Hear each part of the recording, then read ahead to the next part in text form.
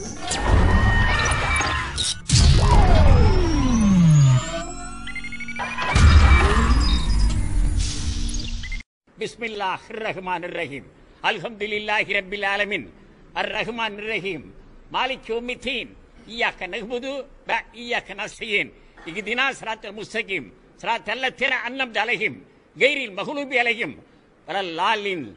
आमीन आमीन आमीन। मेरे हिसाब से मैंने जो भी मसाइल यानी समस्याएं दुनिया में देखी हैं, उन सारी समस्याओं का पॉजिटिव हल कुरान मजीद में मौजूद है। बस देखने की जरूरत है। जो ईश्वरी किताबें होती हैं वो बहुत ही रहस्यमयी होती हैं, उनको समझना आसान काम नहीं है। उसके लिए तन और मन दोनों की पवित्रता चाहिए।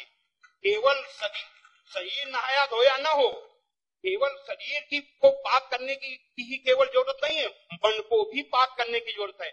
जब शरीर और मन से पाक होकर के आप देखेंगे तो उसका राज समझ में आएगा, आपकी हर समस्या का हल कुरान मजीद में मिल जाएगा। जब लोग इस्लाम को बेदर्द, मुसलमान को बेदर्द, तलवार के जोर पर चलने वाला धर्म बताते हैं, तो अगर शायद धरती में कोई दुखी होता होगा तो सबसे ज्यादा दुख मुझको होता है। ये न सच्चाई है और न कभी ये सच्चाई हो सकती है। जिस इस्लाम ने पहला कलमा ही कुरान शरीफ का ये बताता है कि नहीं है इबादत के काबिल सिवाय परमात्मा के और कोई, ला इलाहा इल्लल्लाह मोहम्मद रसूल अल्लाह। भला आप बताइए, वेदों का रस निचोड़ करके मोहम्मद साहब ने परमात्मा की इबादत करके परमात्मा के पैगाम को एक ही कलमे में दे दिया। इससे बड़ा ग्रंथ दुनिया में और क्या हो सकता है। मैं आप लोगों के बीच में आकर के एक बात बताता हूं। कुछ समय से हिंदू धर्म के नाम पर कुछ संस्थाएं हिंदू मुसलमानों में भेद पैदा करने के लिए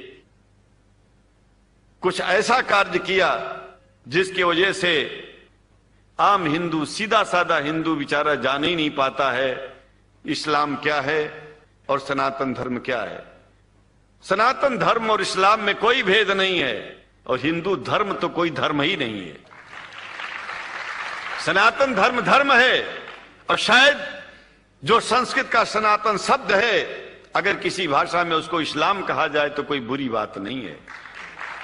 इस्लाम और सनातन में कोई भेद नहीं है, क्योंकि परमात्मा एक है, परमात्मा सबका है। ये संदेश ऋषियों मुनियों ने दिया और यही संदेश परमात्मा का भेजा हुआ संदेश स्वयं हमारे मोहम्मद साहब ने इस पैगाम को हमको दिया।